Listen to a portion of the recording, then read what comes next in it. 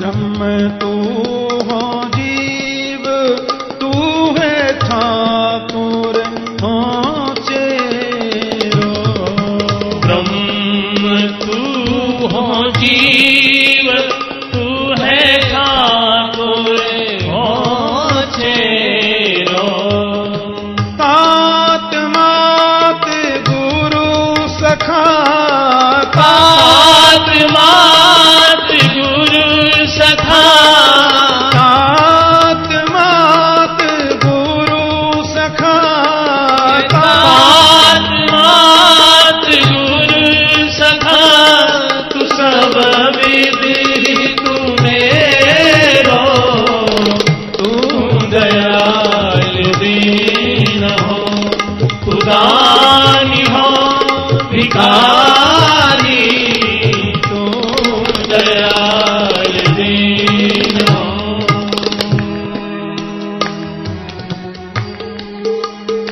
आपसे कितने संबंध जोड़ूं, आप तो मेरे हैं।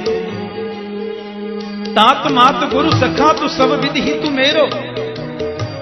सुंदर पंक्तियां, ध्यान से सुने।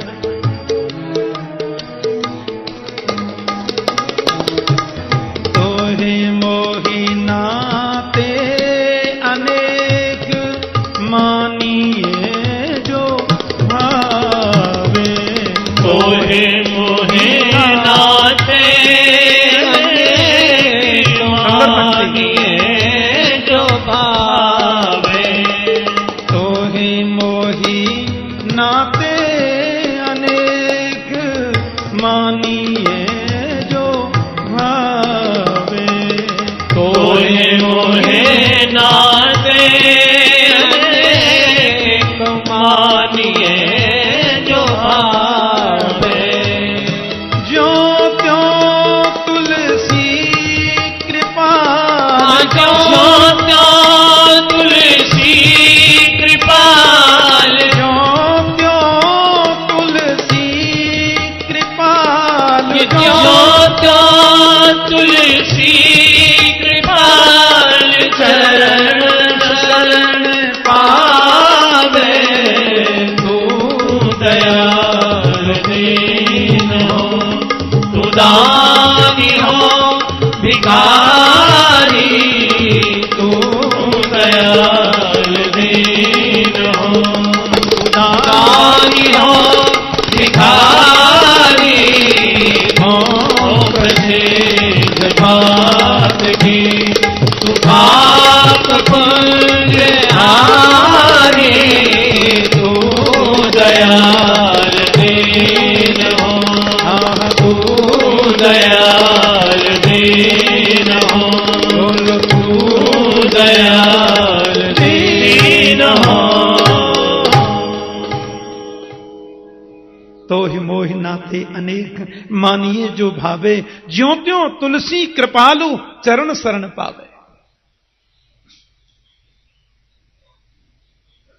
प्रजापति दक्ष के प्रसंग को बताए। उनके पुत्रों को नारद ने उपदेश करके विरक्त दिया, सांप लग गया प्रसंग कहा। फिर उनकी कन्याएं हुई, कश्यप को ब्याई गई, चंद्रमा को ब्याई गई, वंशावली कही। गुरु अवज्ञा का परिणाम 49 मृद गुणों की उत्पत्ति, वृत्रासुरादि प्रसंग कहा। ये प्रसंग सुनते सुनते परीक्षित महाराज ने सुखदेव जी से एक प्रश्न कर दिया। बहुत उत्तम प्रश्न है, ध्यान से सुनना। बोले सम प्रिय सुहृद ब्रह्म भूतानां भगवान स्वयं। इंद्रस्यार्थे कथम दैत्यान् अवधीत विषमो यथा। राजा परीक्षित कहते हैं, एक बात मेरी समझ में नहीं आई, क्षमा करें भगवान। भगवान भेदभाव क्यों करते हैं?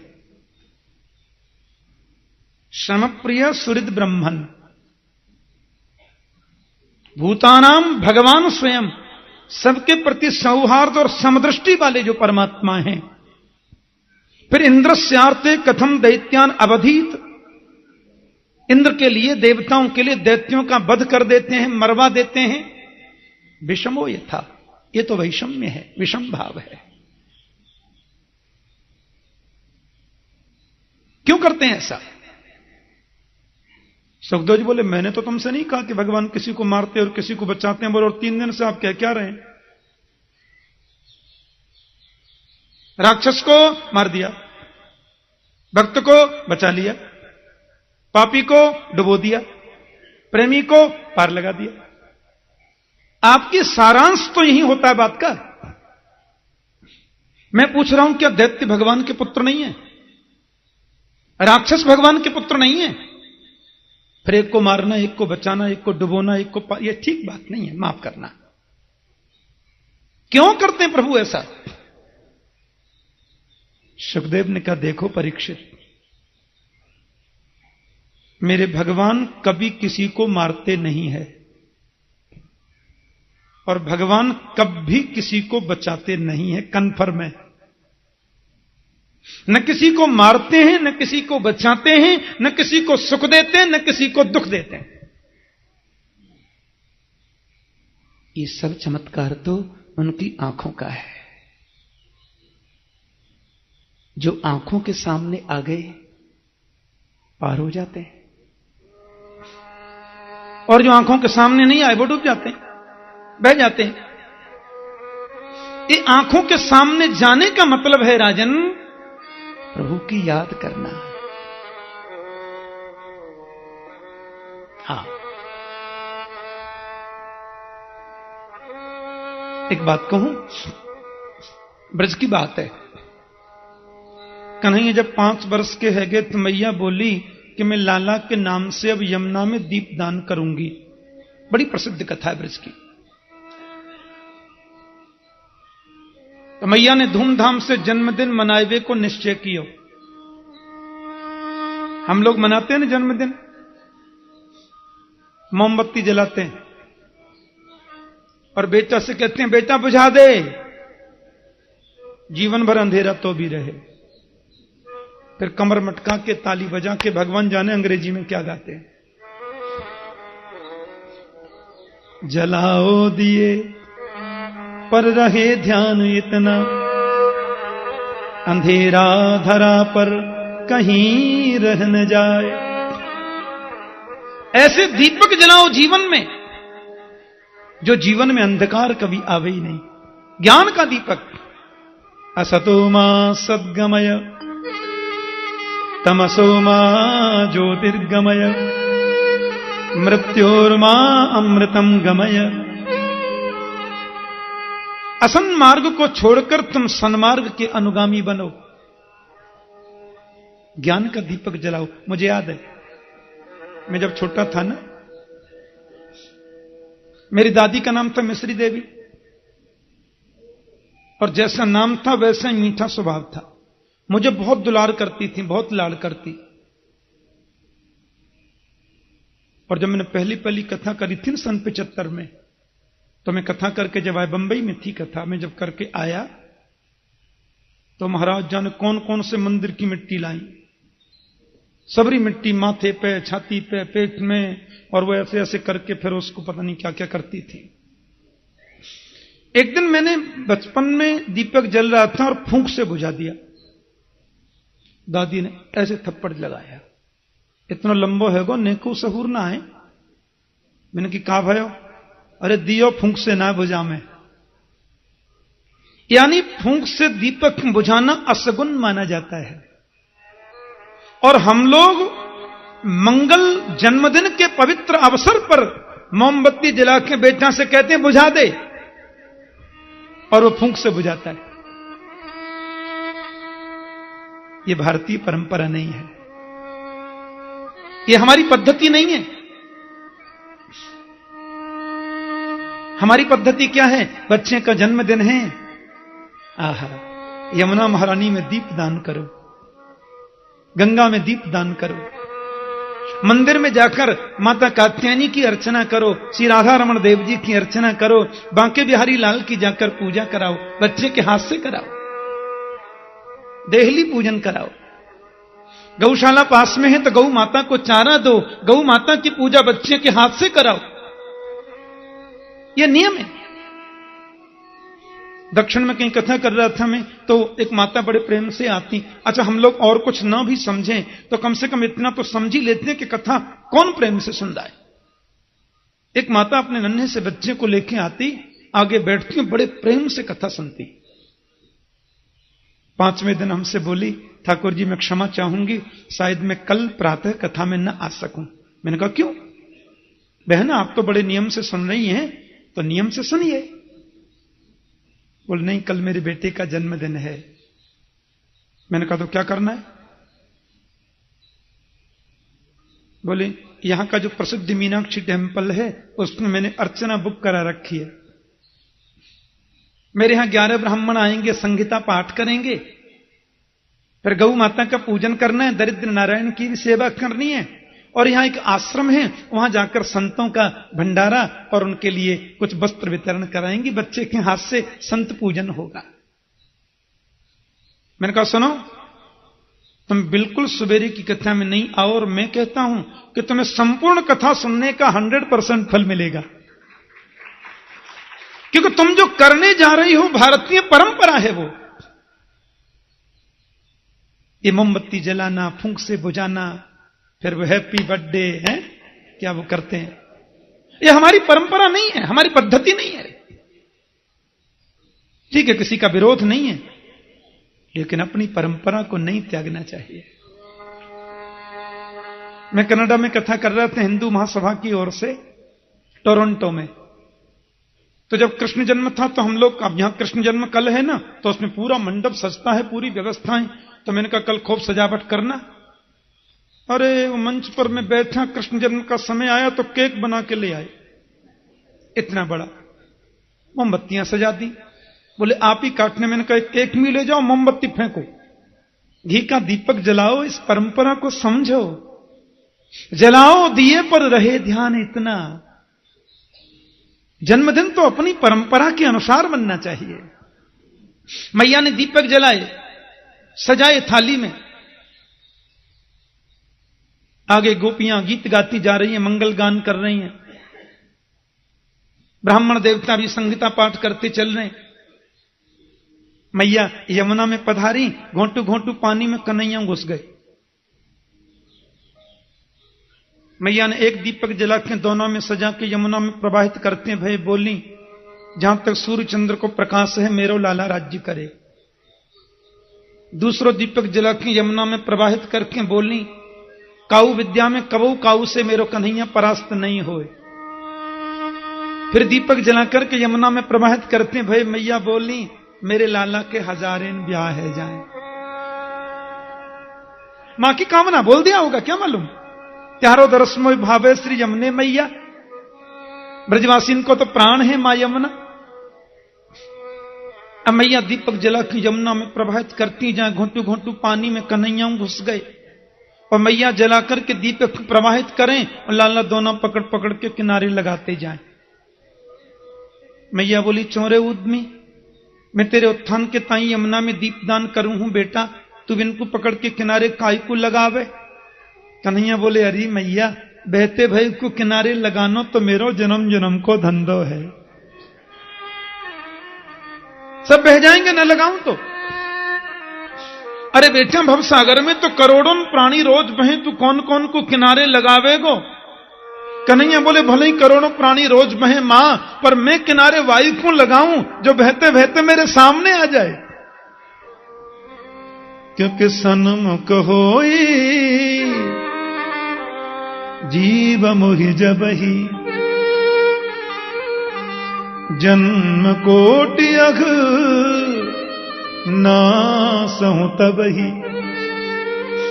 एक बार जीव मेरे सामने आ जाए तो मैं उसको बहने नहीं देता, अनंत जन्मों के उसके अशुभ कर्म जलकर नष्ट हो जाते हैं और मैं पार लगाता हूं। राम जी कहते हैं ना, सामने आ गया उसको तो मैं डूबने दूंगा नहीं, और सामने नहीं आया उसकी गारंटी नहीं। वाल्मीकि रामायण में लिखा है कि भगवान राम जब जा रहे थे लंका के लिए, माता जी का हरण हो गया और बड़ी भारी चिंता में सब लोग थे। तो आकाश मार्ग से विभीषण आए, और विभीषण जी जब आए तो प्रभु राम के चरणों में गिर पड़े। मैं तो आपको सुन करके आया हूं आप कृपा सिंधु हैं, कृपा सागर हैं। क्या क्या कहा। भगवान ने विभीषण को गले से लगाया और सुनो, समुद्र में से जल लिया हाथ में और विभीषण को तिलक करके राजा बोल दिया। सारी सेना में खलबली मच गई, आपने राजा बता दिया इसको। अभी हम लोग लंका में गए भी नहीं हैं, युद्ध हमने किया भी नहीं है, क्या मालूम कल कुछ गलत हो जाए, रावण को जीत न सके कदाचित। एक पॉइंट ये भी रखना चाहिए हाथ में। तो आपके वचन का क्या होगा? आपने तिलक कर दिया, बाकायदा उसको राजा बोल दिया।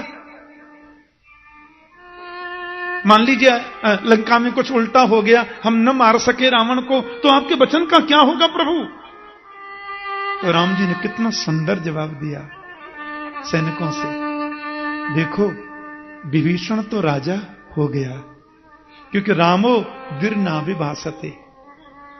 राम एक बार जो बात कहते हैं उसको दोबारा कहने का अवसर तो देते नहीं, इसलिए जो मैंने बोलना था सो मैंने बोल दिया।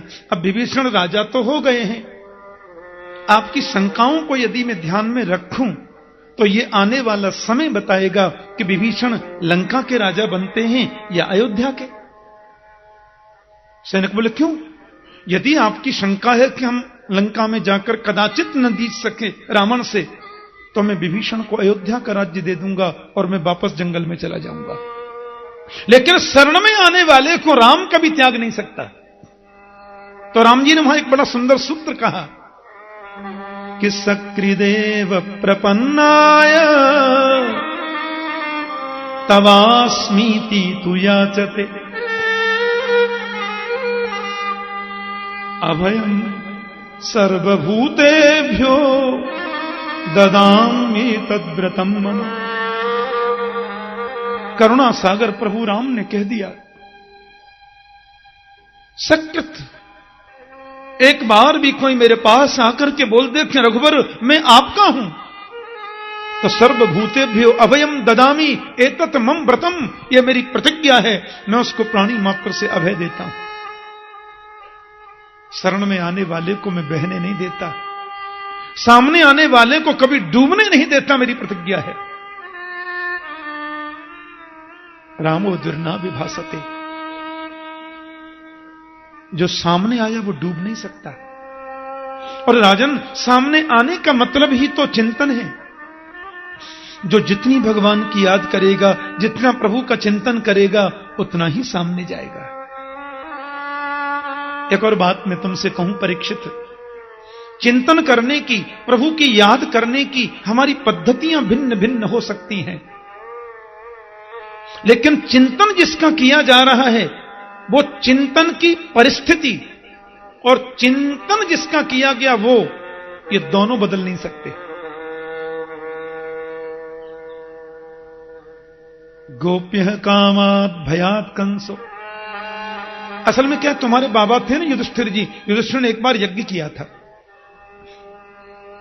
और इंद्रप्रस्थ में होने वाले उस यज्ञ में जब यह निर्णय लेना था कि प्रथम पूजा किसकी की जाए, तो सहदेव ने कह दिया कि प्रथम पूजा के अधिकारी श्री कृष्ण हैं। और वहां बैठा था शिशुपाल, कन्हैया की दूसरी भुआ का बेटा, पांडवों की खास मौसी का बेटा। कृष्ण का नाम सुनते इत्थम निशम्य दमघोष सुतस्व पीठ उत्थाय कृष्ण गुण वर्णन जात मन्यु, ऐसा लिखा है।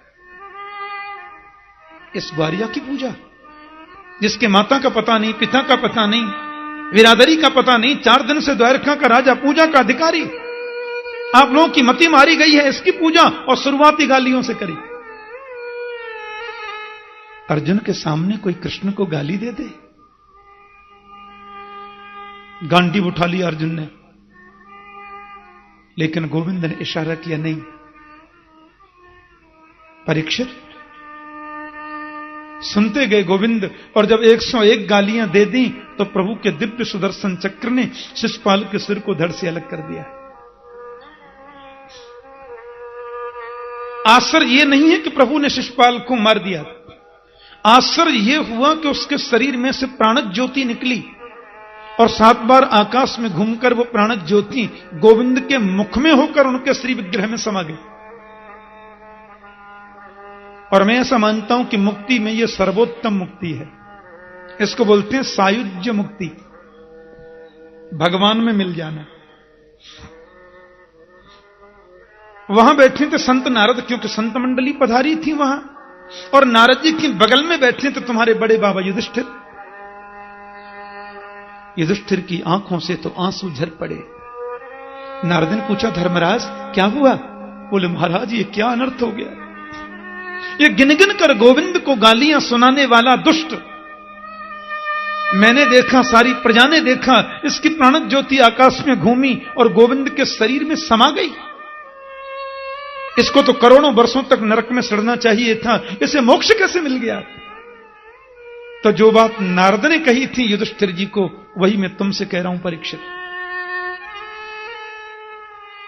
कि कामाद्वेषात् यथा स्नेहात् था भक्तेश्वरे मन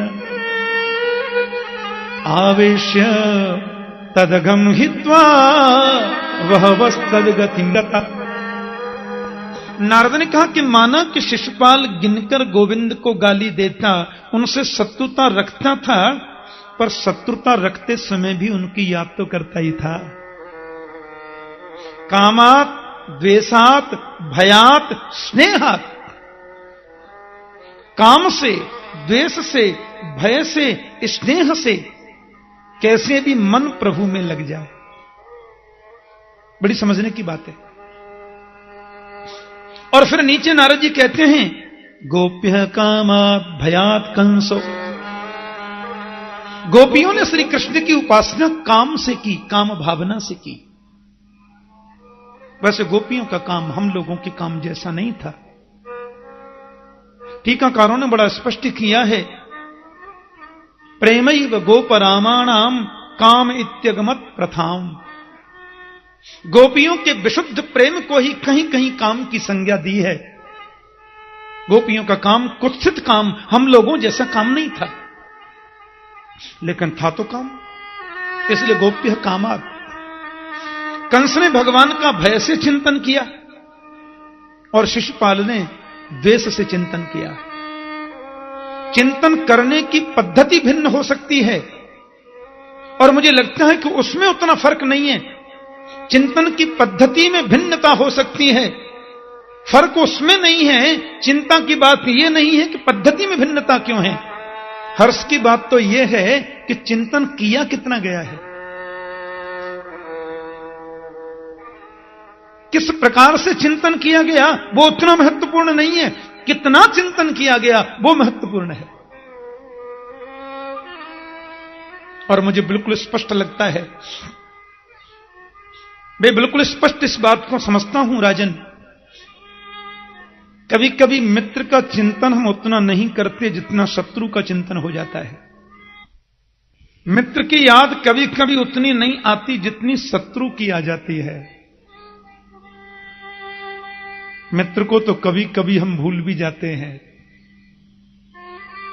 मित्र का विस्मरण तो कभी कभी हमसे हो जाता है, लेकिन शत्रु को कभी भूलते नहीं हैं। शत्रु के स्मरण को विस्मरण में परिवर्तित नहीं करते। यह बड़ी समझने की बात है, बड़ी समझने की पद्धति है। और ये शिशुपाल, अब आप यहां बैठे हैं, कोई आपके कान में आकर के बोल दिया, अरे तुम यहां बैठे हो, तुम्हारा मित्र मिलने के लिए खड़ा है, तड़प रहा है, तो आपने कह दिया मित्र कहीं भगा जा रहा है क्या, अभी कथा सुनने बाद में मिल लेंगे। मित्र से मिलने में कभी कभी हम कोताही बरतने लग जाते हैं, लेकिन बीच बाजार में जिसने अपमान कर दिया उस शत्रु का विस्मरण हम कभी नहीं करते, उस शत्रु को हम कभी भी भूल नहीं पाते, उसका विस्मरण हम कभी नहीं करते, उसके प्रति हमारे ऐसे भाव रहते हैं। और इस शिशुपाल ने तो 3 जन्मों से भगवान से द्वेष किया है, 3 जन्मों से प्रभु से द्वेष किया है। बल्कि मैं तो यह कहता हूं राजन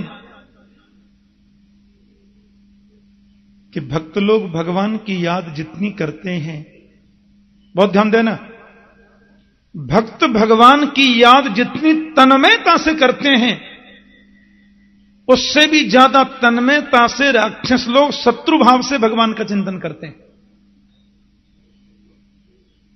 यान्ति तन्मयता ही ते, जीवन में तन्मयता कितनी होती है यह समझने वाली बात है।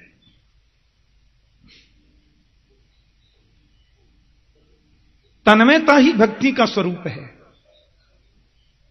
रामकृष्ण परमहंस के शिष्य आचार्य नरेंद्र, जो बाद में विवेकानंद हुए, गुरुदेव से बोले, प्रभु कैसे मिलेंगे? बोले भजन करो तो मिलेंगे। फिर उनसे पूछा 10 माला जपने के बाद प्रभु कैसे मिलेंगे? बोले भजन करो तो मिलेंगे। 20 माला जप ली, बताओ ना गुरुजी प्रभु कैसे मिलेंगे? गुरुदेव बोले चलो आज मैं तुमको मिला के आता हूं। बालक को साथ में लेकर के गए और गंगा के किनारे खड़े होकर बोले एक डुबकी तो लगाओ। बालक ने डुबकी लगाई तो गुरुदेव ने सिर पकड़ के नीचे को दबा दिया और सुनो 50 सेकंड तक हाथ हटाया ही नहीं। अब तो महाराज वो बालक तड़पता, एकदम तड़फन बढ़ने लगी। 50 सेकंड के बाद में हटाया, कैसा लगा? बोले गुरुजी आपने क्या किया? मैं तो एकदम तड़फने लगा था, यदि 2-4 सेकंड आप हाथ और न हटाते तो मैं तो मर ही जाता, एकदम तड़फने लगा था गुरुदेव। बोले ऐसी ही तड़फन जब गोविंद से मिलन की होती है तो गोविंद मिलता है, ऐसे थोड़ी मिल जाता है। यान्ति तन्मयताम हिते, प्रभु से मिलन की तड़फन होनी चाहिए। मैं उसको शुद्ध भाषा में बोल दूं तो तन्मयता होनी चाहिए। अब वो तन्मयता मित्र भाव से भी हो सकती है, गुरु भाव से भी हो सकती है, पति भाव से भी हो सकती है, और शत्रु भाव से भी यदि हो जाती है तो भी मित्र, गुरु, पति और भगवत भाव से जिनको जो मुक्ति मिलने वाली है वही मुक्ति उसे भी मिलेगी जिसने शत्रु भाव से तन्मयता जीवन में लाई, उसे भी मोक्ष ही मिलेगा। क्योंकि प्रश्न किस पद्धति से चिंतन किया यह नहीं है, कितना किया यह है। सुनकर के युधिष्ठिर के मन में बहुत अच्छा लगा। नारद जी महाराज कहते हैं पहले हिरण्यकश्यपु के रूप में प्रहलाद का बहाना लगा करके इसने, और देखो पा लिया। पत्नी थी इसकी कयाधु, पुत्र थे 4, ह्लाद, अनुलाद, संघ्लाद और प्रहलाद, जिसमें प्रहलाद तो गोविंद के चरणों का बड़ा अनुरागी हो गया। क्वचिद रुदति वैकुंठ चिंता सबल चेतस, कभी कभी प्रहलाद रोने लग जाते तो कभी हंसने लग जाते। रोते इसलिए कब मिलोगे, हंसते इसलिए कितनी कृपा की मुझे मानव जन्म दिया। और इसे बिल्कुल प्रिय नहीं कि मेरे शत्रु का नाम ये गाए। सर्वई उपाय ही हंतव्य, इतने उपाय किए प्रहलाद को मारने के लिए, सब लोग जानते हैं कथा। पानी में फेंका, हाथी के नीचे अग्नि में जलाया और अंत में पकड़ लिया। तो ये बता तेरा भगवान है कहां? बोले अस्त्वया मंदभाग्योक्त मदन्यो जगदीश्वर क्वासौ यदि च सर्वत्र कस्मास्तंभेन दृश्यते। यदि तू कहता है तेरा परमात्मा सब जगह वास करता है तो कस्मास्तंभेन, इस खम्भे में क्यों नहीं है? बोले दृश्यते, मुझे दिखाई दे रहा है। और कहते हैं जब उसने तलवार का प्रयोग किया तो खम्मा फाड़कर परमात्मा नृसिंह रूप में प्रकट हो गए। और सुखदेव भगवान ने वर्णन किया है कि सत्यम विधातुम निज भृत्यभासितम व्याप्तिम च भूतेषु अखिलेषु चात्मनः अदृश्यतात्यद्भुत रूपमुद्वहन् स्तंभे सभायां न मृगम न मानुषम। अपने नन्हे से बालक की बात रक्षा करने के लिए भगवान नरसिंह बनकर प्रकट हो गए।